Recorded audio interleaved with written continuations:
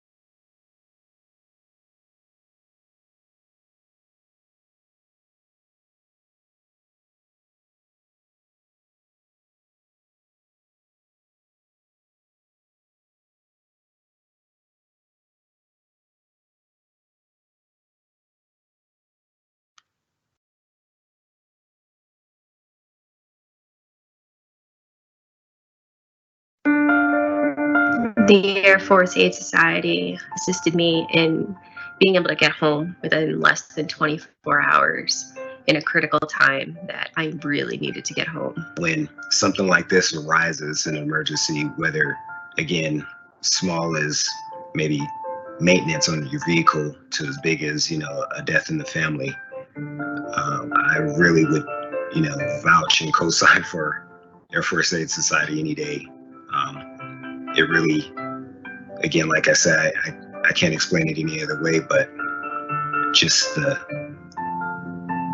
weight that's, on your shoulders when something like that happens, and Air Force Aid Society is here to kind of help pick up that slack.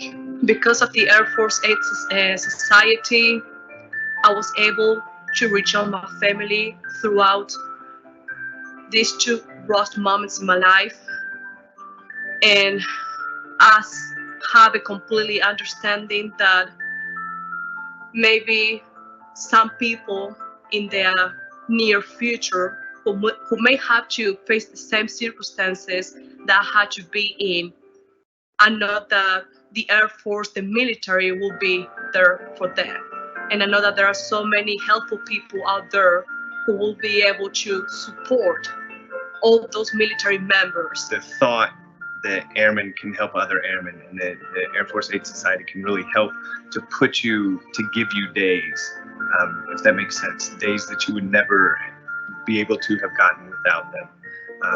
You can't put a price tag on that. And so to this day, I'm very thankful to Air Force Aid. I give every year. I encourage all my airmen to give and to see how it can impact their lives.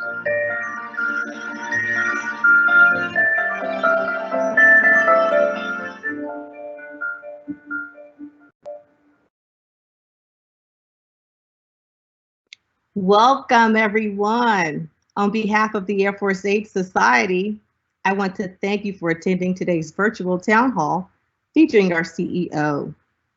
I'm LaToya Crow, the Chief Communications and Development Officer here at Air Force Aid Society. I'm responsible for directing the Society's marketing, communications, development, and fundraising initiatives. This includes overseeing our major gift, plan giving, corporate sponsorships, and grant funding. As you can see, I wear a lot of hats, but I will say the most important aspect of my job is fulfilling our mission to be there when our airmen, guardians, and their families need us. And an important part of that is expanding our brand awareness.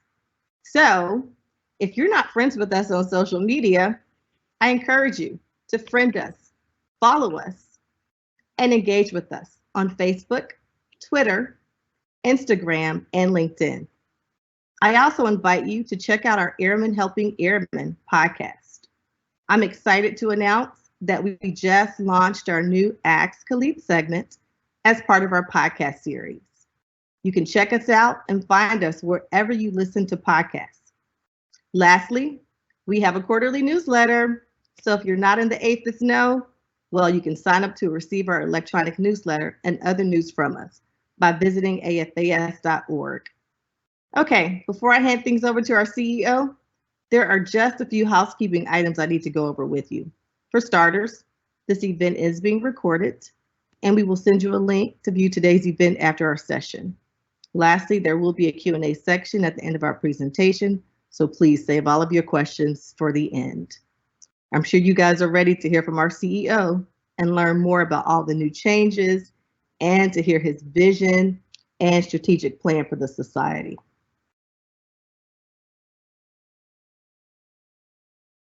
Well, some of you know our CEO is SimStaff 18, Chief Wright, K. Wright, or just Kaleth. For us at AFAS, he's our visionary, our illustrious leader, and oftentimes our life coach. He's a 32-year veteran of the United States Air Force, an avid golfer, and motivational speaker. Without further delay, let me introduce you to the man, the myth, the legend, Kaleth Wright. Well, thank you, LaToya, for that introduction. And first, let me say welcome on behalf of Jim Reagan the chairman of our board of trustees, the entire Air Force Aid Society team, I want to thank you all for attending today's town hall. I think it's a wonderful opportunity for us to connect, for us to talk a little bit about where we are and mostly where we're going. And certainly I look forward to answering any questions that you might have about the various things that we're doing.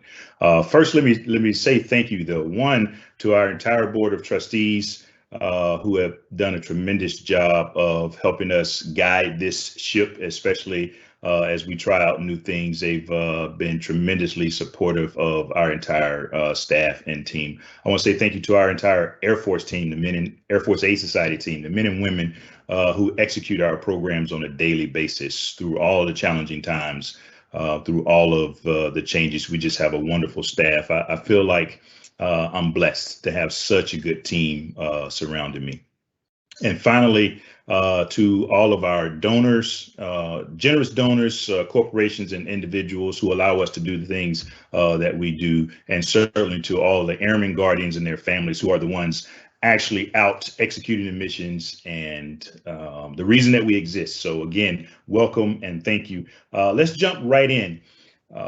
One of the things that I think we all have to acknowledge is that 2020 and really and beyond was a very challenging year, mostly due to the pandemic and other things. But what I'm most excited about as I look back over the last year and a half is that regardless of the pandemic and everything that happened, we all went home just like everybody else did. We were still able to execute each of our missions. We provided a total of $12.5 million in support to airmen guardians and their families.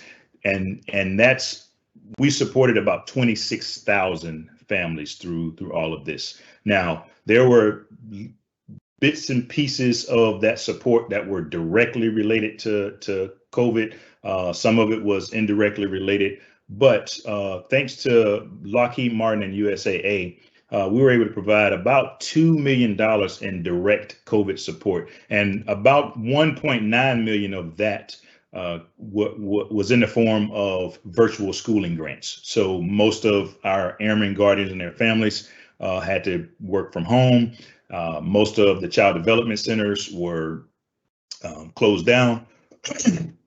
So the team worked a virtual schooling grant to help airmen and their families, airmen guardians and their families, buy support equipment, mostly computers and laptops and things of that nature, so that they can be successful and allowing their children to work from home. So a very trying year. One of the things that you'll notice on the slide is that once again, we were recognized as a 4-star charity through Charity Navigator. So that just tells you how well the team did through such a trying year. So I cannot begin to tell you how proud I am of our team for executing through such trying times.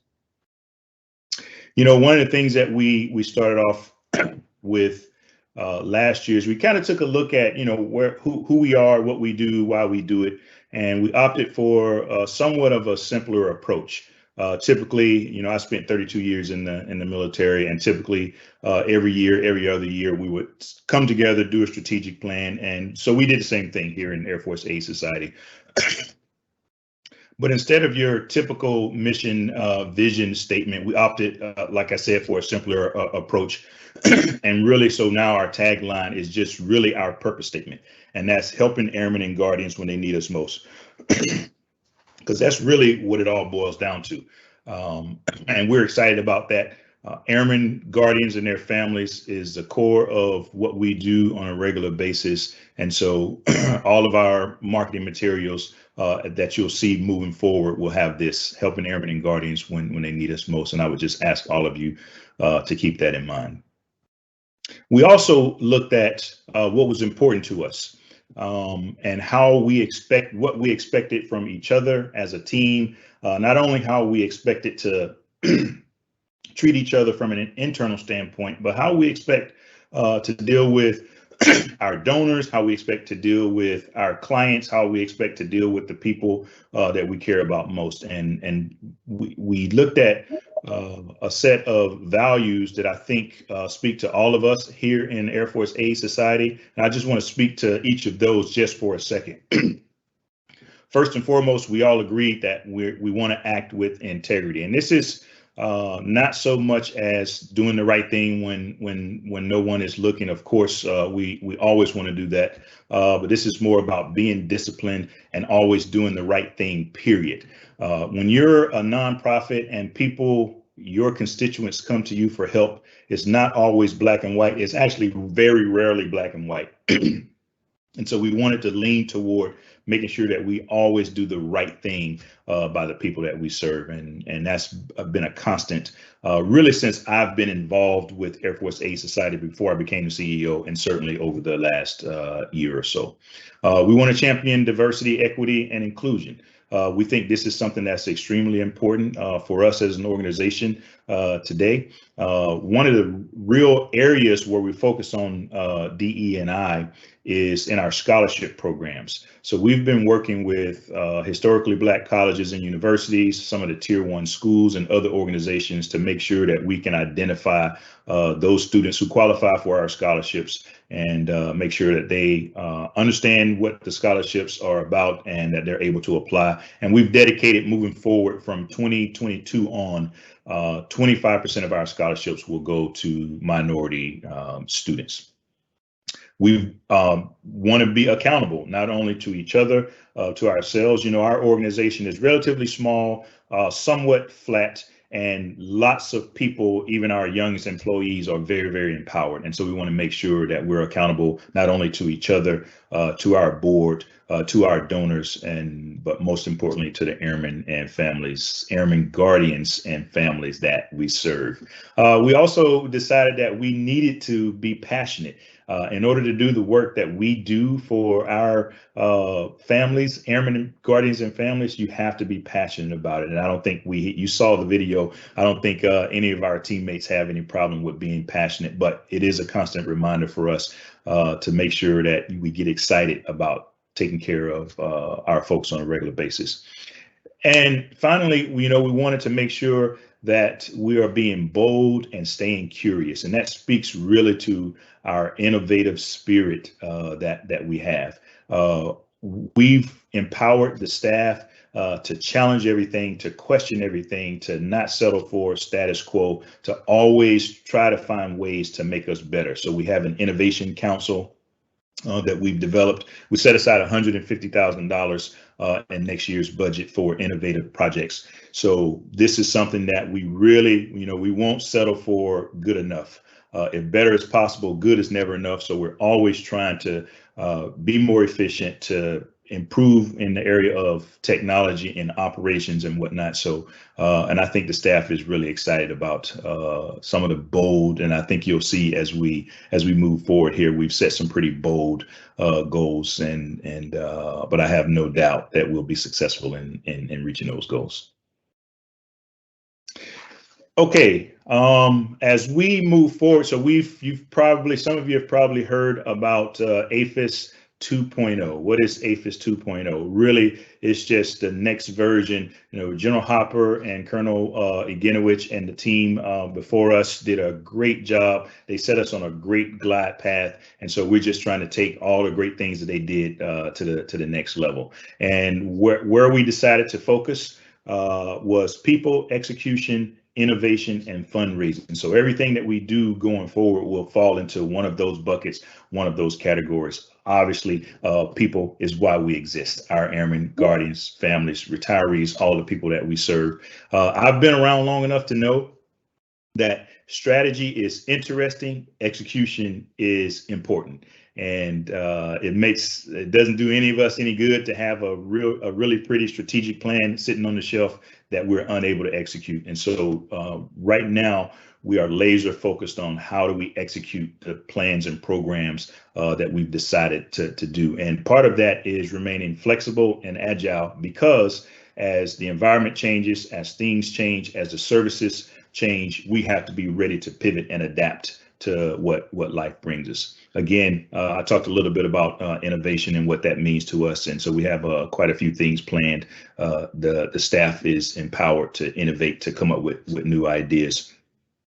And then fundraising. So this is going to be a major effort for us going forward because we have such big goals. I mean, we've increased our fundraising goal almost 50% for next year, our total revenue goal. And so it's going to take a lot for us to be able to meet such hefty goals. But this is an area, again, where we really want to have a major focus, so much so that our new grant writer, we just hired a grant writer that's going to help us get into some of the corporate spaces and some of the other state, local, federal opportunities for fundraising that we just have never had an opportunity to do. He just started, I think, on Monday, if I'm not mistaken. And so we're very, very, very excited to have Philip with us to help us with our fundraising efforts. And again, so that'll be one of the major areas of focus for us. It hasn't been so much in the past, which is okay. But in order for us to meet our goals and do the things that we want to do and become the best version of Air Force Aid Society that we can, we'll have to have a major focus on bringing in more dollars. Okay, let's talk a little bit about these changes and really what they mean. So this is a snapshot from our emergency assistance bucket and what we did in 2020. So about $6 million, which is about normal for us, 15,000 plus total assist. 3.2 million in no interest loans and 2.8 million in grants. And as you can see, there was a large portion of what we did last year, 32%, that went to those virtual schooling grants that we talked about, and then the typical emergency assistance type things that we help our airmen and families with. And as you can see, we also have a focus on making sure that we take care of our Air Force's wounded warriors. So this is kind of where we are. Let's talk about some of the things that we might be changing. First and foremost, one of the things that will change before I get to this slide, and you can leave it here, but one of the things that we decided that we wanted to do right now, when it comes to emergency assistance, we give out about 82% of the total assistance that we give, somewhere in the $5 to $7 million a year range. Is 82% of that is in no interest loans, and then about 18% is in grants. We don't think that's necessarily the right mix. We understand the importance of having loans, not only because it allows us to provide funding for our airmen kind of in perpetuity. It also, and speaking to Dr. Jennings and our chairman, Jim Reagan, we've talked about the importance of how loans can sometimes teach our airmen to be more responsible. And so we don't want to eliminate our loans, but we do want to change that dynamic a little bit and get down in this next year. In 2021, we tried to get to 60-40, 60% loans, 40% grants. And I think going forward, 2021 and 22, that might be about the right mix. And a lot of that will also be determined on how well we do in our fundraising efforts. So that's one of the changes that you'll see, is that we'll try to become a little bit more benevolent. Again, we understand the importance of the loans, but we want to provide more grants to the folks that we serve. Big thing that we did this year, what you see here on the screen is a compilation of Air National Guardsmen and Air Force reservists. In the past, you were only eligible for emergency assistance if you were in some type of active status for at least 15 days. What we decided, we ran the numbers, we did the analysis, and we decided that we can wrap our arms around every guardsman and reservist regardless of status. And so really that added about, of the 1.5 million eligible population that we already serve. This added about 157,000 additional people into the eligibility pool. Now, we don't believe that every single guardsman and reservist is going to come running to us for assistance, but we have budgeted and are prepared for the increase in emergency assistance requests that we might get from our brothers and sisters in the Guard and Reserve. We'll also see an additional, some additional funding and fundraising from our Guardsmen and Reservists, typically because most of them have not been eligible for assistance from us. They have not donated through Air Force Assistance Fund and other campaigns, and I think they'll be much more willing to donate, and so that'll offset some of the potential costs that we might have. Some of the other new programs that we are ready to implement. One of the ones that I'm pretty excited about, I'm a dog owner. I have two German Yorkies, Cookie and Chewy. Cookie is about 6 pounds and Chewy is about 4 pounds. And man, I've had several overseas assignments and I've never actually had to consider leaving my pets. But based on the JFTR requirements, the Joint Federal Travel Regulations that our military stand by, there's just not enough room on our military airlift for airmen, guardians, and their pets when they're traveling overseas or coming back from overseas. And so many of our service members were incurring costs ranging from $500 to $6,000 to send their pets, to ship their pets either back home or overseas.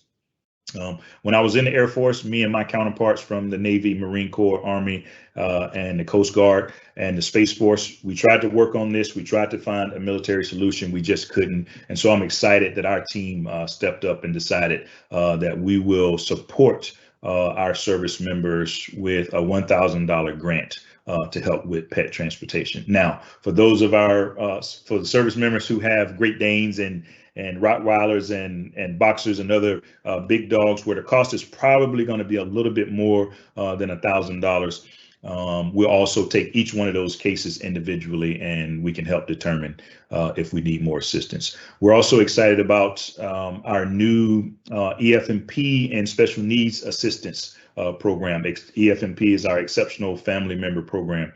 And so what we've decided, and really we collaborated with some of our sister service, Army Emergency Relief and Navy Marine Corps Relief Society, to see what they were doing in this area. And, you know, we kind of copied what they were doing with just a few amendments. And so for our special needs families, we provide a grant up to $3,000 over a 5-year period, and they can come back as often as they need to. And this can be used for wheelchairs or, you know, other types of developmental things that the children need. So we're pretty excited about this. We just had a case the other day where we're able to execute this program for a family that's trying to get a lift into their family van. So pretty excited about that. Other programs that we haven't had in the past, you know, helping airmen relocate from the dorm. So, you know, I was in the Air Force long enough to know hardly any of our bases have enough dorm space. So we'd like to keep the Air Force, the Space Force would like to keep the young service members in the dorm 2 to 3 years, but because we have such an influx of airmen coming, not enough space, we typically put them out onto the economy much sooner than we would like to. And sometimes that causes them to incur different costs, you know, paying the first month's rent and deposit and getting their utilities and stuff turned on. And so we have a program where we assist and help them with that. One of the, let me just see here, short notice, when airmen or guardians have to separate from the Air Force on a short notice. And this is typically due to some type of physical or mental health issue. They incur cost, and so we want to be there and available to them. Pet emergency surgery. So this is something that we didn't necessarily focus on in the past, but we had been getting a lot of requests and hearing about opportunities to assist with this. So again, as you can see, we love our pets, and then we have some additional childcare initiatives as well. So lots of new programs. I want to thank John Farrell, our COO, and B. Swan, who is our Director of Operations, for really digging in with the entire emergency assistance team, going out to the Air Force and seeing the types of things that airmen, guardians, and their families need in the area of emergency assistance, and making it much easier for people, one, to understand what we offer, and two, making it much easier to make requests and come to us for assistance. So not only are we doing great things in emergency assistance, we're also taking a look at how we do our education support. And so, as you can see here, in 2020, we did about $5.8 million in total education support. It typically falls into two categories. You see a couple of different categories here on the screen, but mostly it's in our HAP Arnold grants, which are needs-based grants. As you can see, about 2,000 grants ranging anywhere from $500 to $4,000, and then anywhere from 30 to 50 merit based scholarships. And so we're always excited about that. And then the supplemental education loans, those are the loans that sometimes the grants may not be enough, and we allow our students to come back and apply for no interest loans to cover additional costs that they might incur while they might be in school. And as you can see, we did a little bit, about $81,000 in COVID education loans as well. Again, one of the things that you'll see different here is we'll begin to track the demographics on the scholarships that we give out, and make sure that from a diversity, equity, and inclusion standpoint, that we have a diverse pool of candidates that we're providing scholarships to. 25% of those, like I mentioned earlier, will go to minority students. In order to balance some of the other things that we do, we will reduce our scholarships somewhat in the next 2 years. So we may not be able to give out, and it'll be a combination of, we'll reduce the number of scholarships, and in some cases the amount that we provide to students. So we'll still be in the $3.4 million range in terms of how much we give out in scholarships, but we needed to take some of the funding from that scholarship pool to support some of our our emergency assistance program, which we have all agreed is our job one. Again, helping airmen and guardians and their families when they need us most.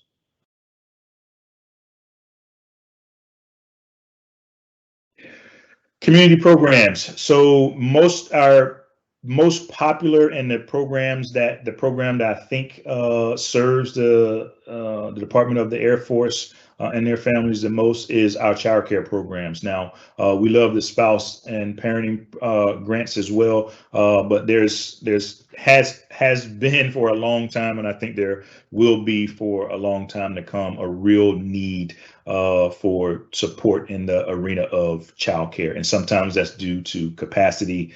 Sometimes that's due to things like that happened last year when the CDC's child development centers that were already lacking in capacity had to close because of the pandemic, and people had to seek out childcare. One of the things that we did in this area, we partnered with the National Military Family Association, who happened to do a survey across all of the services, and found that many of our service members, to include airmen and guardians, had paid out of pocket to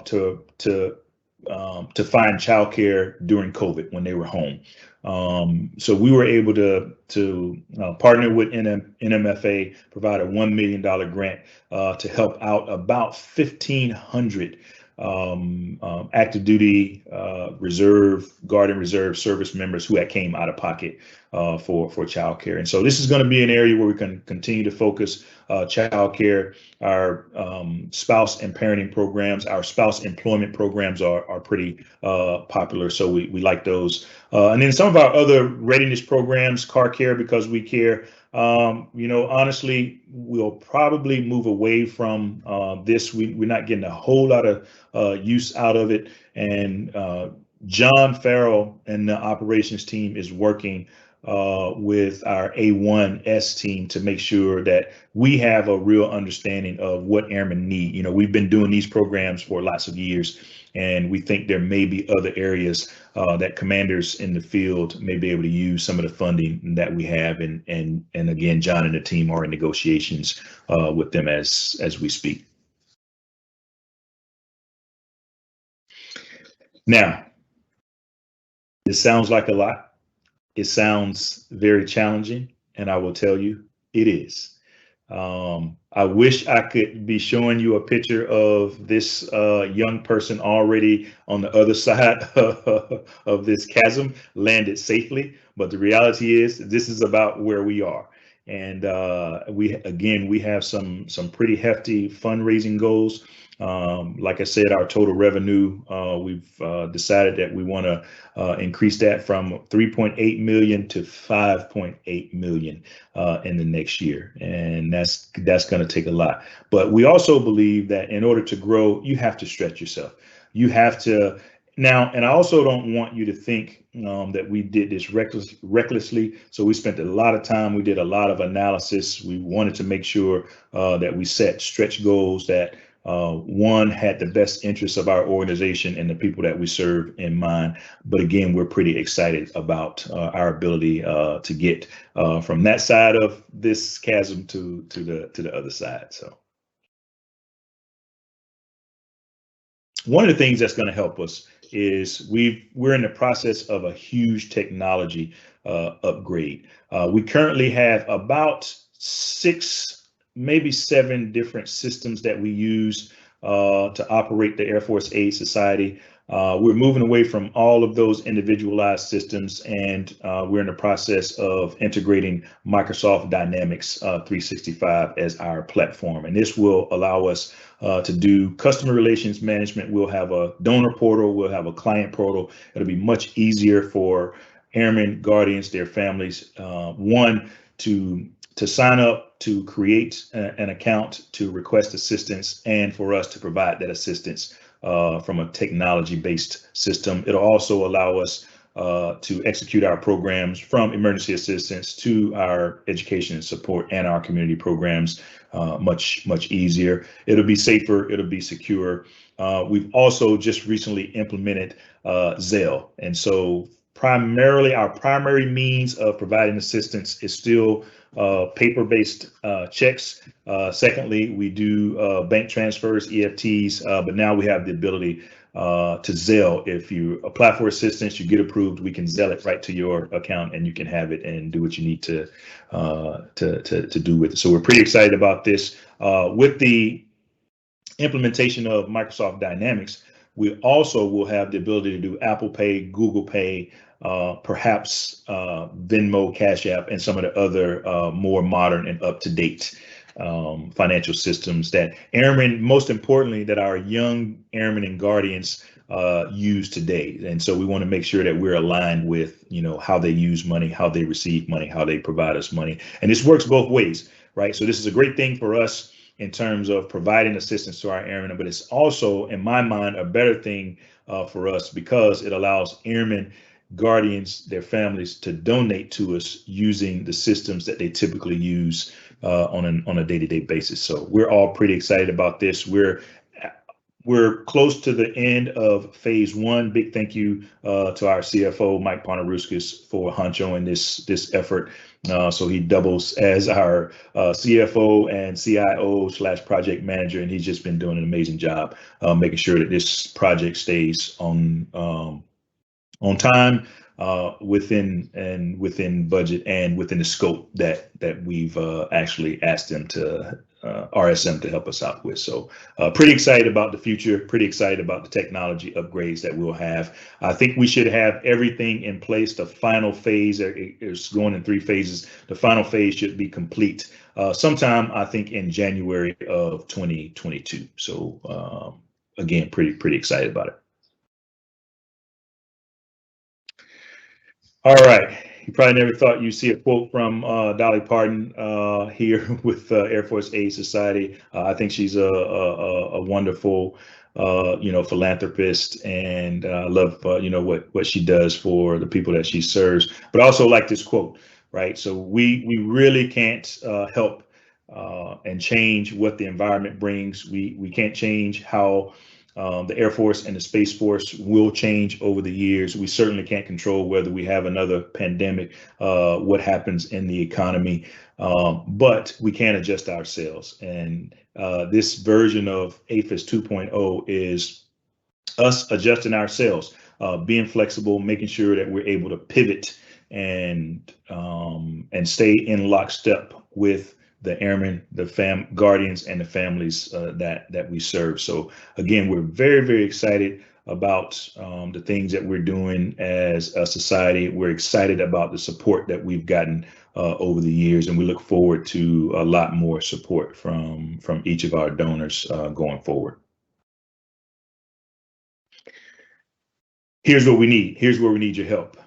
We'd love to see many of you make a major gift. And what we'll do is by the time we finish this call, you'll have an email in your inbox with the opportunity to, one, give us some feedback about the things that we're doing, and two, make a major gift donation or whatever it is that you're able to provide.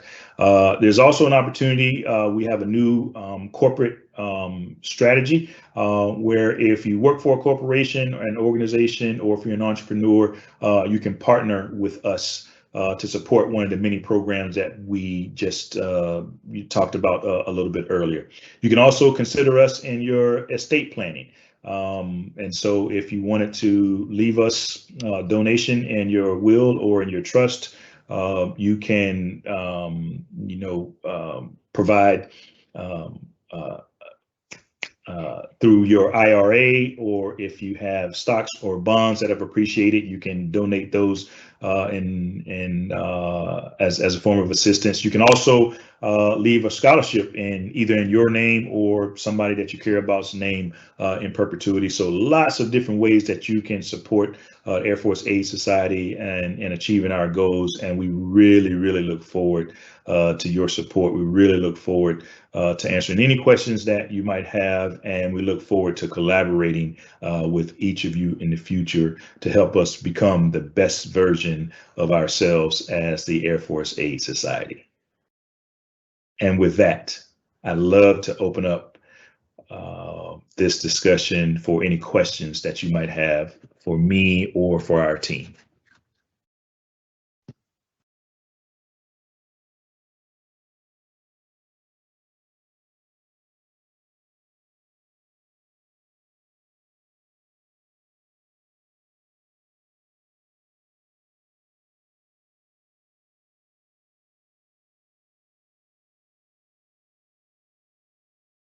And while we wait for questions, you can always find more information on how to donate or the things that we're up to as an Air Force Aid Society. LaToya talked earlier in the program about following us on our social media programs, but you can also find us on AFAS.org and again, see what we're up to, whether it's new programs, new opportunities, the different opportunities that you can use to make a donation and support your Air Force Aid Society.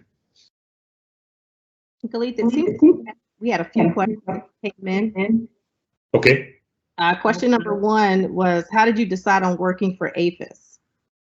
I was a previous board member for Air Force Aid Society. I saw the advertisement when General Hopper was retiring. John Farrell told me that the committee threw a bunch of names in the hat and pulled mine out, and then I showed up and started working. So decision was kind of made for me through luck. I was just joking. I've been a board member. I've seen what Air Force Aid Society could do. I've dedicated my entire life to helping airmen and families, and so this seemed to be a really good fit. And I couldn't be more excited. I couldn't be more happy with the decision that our board made to hire me, and the decision that I made to come on as the CEO. Okay. It looks like we had another question that came in. It is, where have your funds grants/donations come from in the recent past? And then what are your plans for growth from there? Yeah, so in the recent past, most of the funding that we get comes from, we have our Air Force charity ball that we execute every year and just been amazing. The DC Spouses Club runs that for us. We get some of our funding from the Air Force Assistance Fund, and that's where Airmen Guardians actually donate through the campaign that we have that runs for 3 to 4 months every year. And then we do have kind of a core set of corporate sponsors that typically provide some of our funding. But in the future, so we'll continue to get funding. We'll continue to have our charity ball. We'll continue with the Air Force Assistance Fund drive. But again, like I mentioned earlier, one of the areas where we're really put a lot more focused, and Philip, our new grant writer, is going to help us, is in extending to some of the corporate spaces that we typically haven't been. And so if you think Amazon, Google, and the NFL, Disney, there's lots of corporations out there. There's also some of our local city, state, and the federal government funding that we just have not had an opportunity to reach out to. And so I just think, and I applaud LaToya, our Chief Communications and Development Officer, for helping us come to the conclusion that we needed a grant writer, someone primarily focused on helping us go after some of these corporate funds. And so our funding stream, I don't know that it will change over the years, but it will evolve and include much more of a focus on corporate funding, corporate fundraising. Okay, it looks like we just had a question come in from Mr. Reagan, our board president. Mm-hmm. The question is, can you provide us with feedback early on from airmen and guardians about these changes? Oh, so the feedback has been phenomenal. So people are very, very excited, not only about the changes, but the the way that we've communicated it to them. Again, John and B. Swan have done an amazing job of going out to the field, mostly virtually, a little bit in person, and informing folks about the changes. I think when we made the announcement on the 6th of May about the pet transportation, we got tons and tons of great feedback from our airmen. Same thing, because around the same time we made the announcement about incorporating guardsmen and reservists, and so the feedback has just been phenomenal. Not just from airmen guardians and their families, but the commanders, the chiefs, the first sergeants that we have in our networks that so appreciate what Air Force Aid Society is doing for all the people that they lead. Okay, it looks like our next question is, has AFAS considered expanding assistance to include veterans who are not retirees or serving in the Guard or Reserve?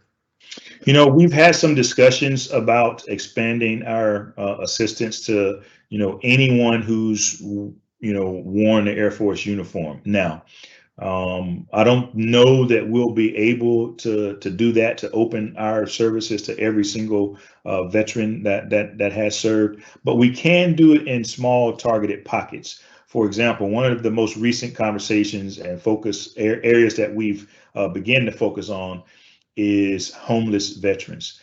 There is no doubt in my mind, as I, of course, living here in the DMV, as I traverse through downtown DC, and I see so many homeless people, that some of them are Air Force veterans. They may be retired, or they may have served 4 or 6 or 10 years.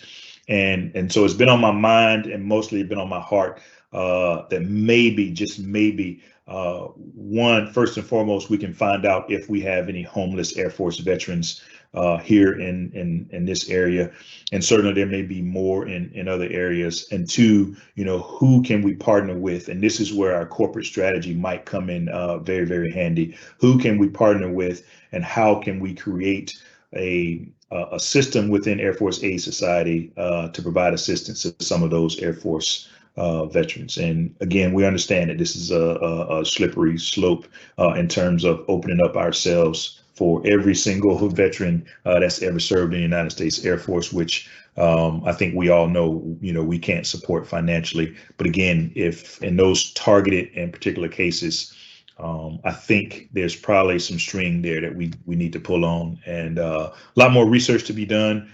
We did some initial research. I know B Swan, our operations director, has done a little bit of research. And so we're going to continue to pull on that string and see exactly where we might be able to make a difference.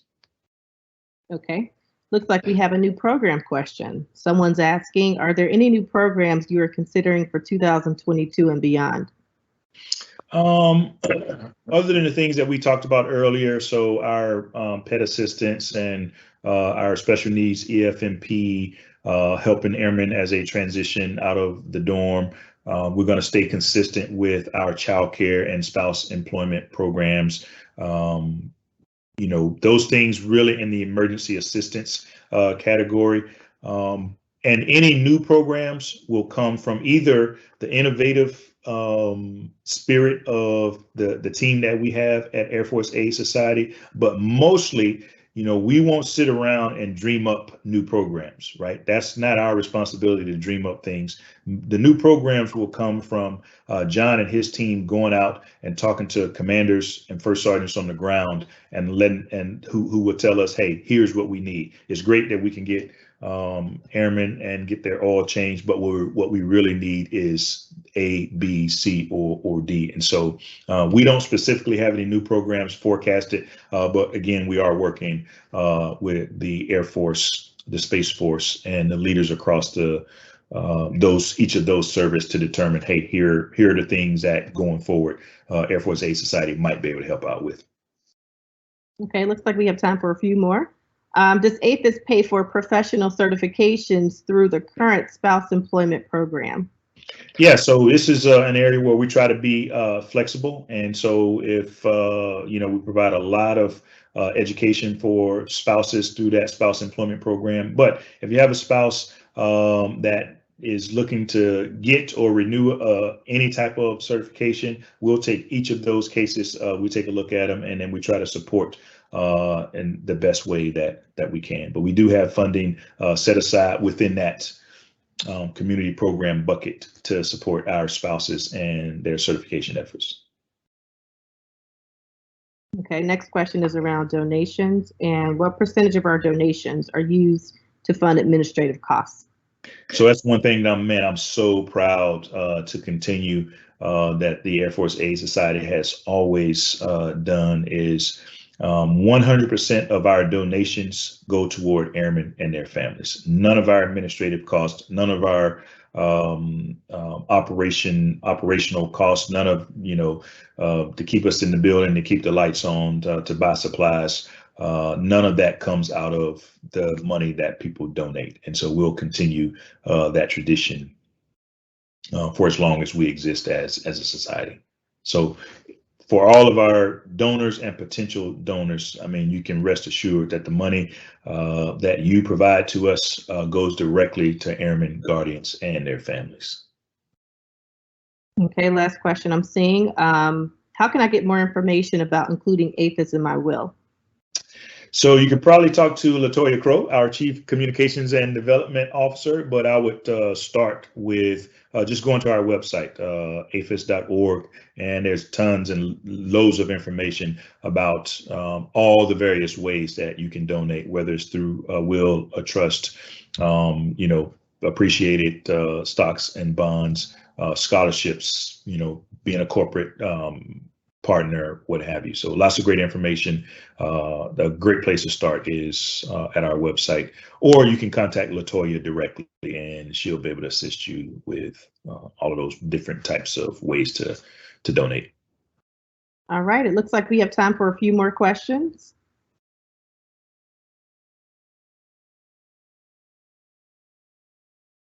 Let's see, are we monitoring the chat? Are we seeing anything come in? Let's see.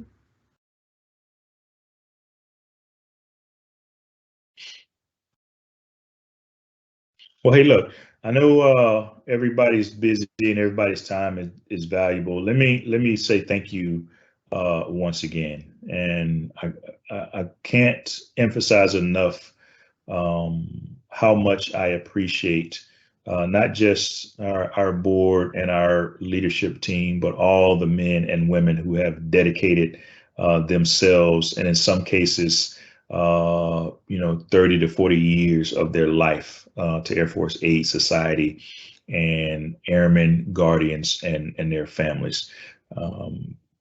It makes me proud every single day to think of the team that we have and all of the hard work that our team executes on a regular basis to take care of the people that we serve. So thank you all once again for joining us today. Thank you for your support. Thank you to all of our past, present, and future donors. Remember, Air Force Aid Society, we are here. Our sole purpose is helping airmen, guardians, and their families when they need us most. We definitely appreciate it.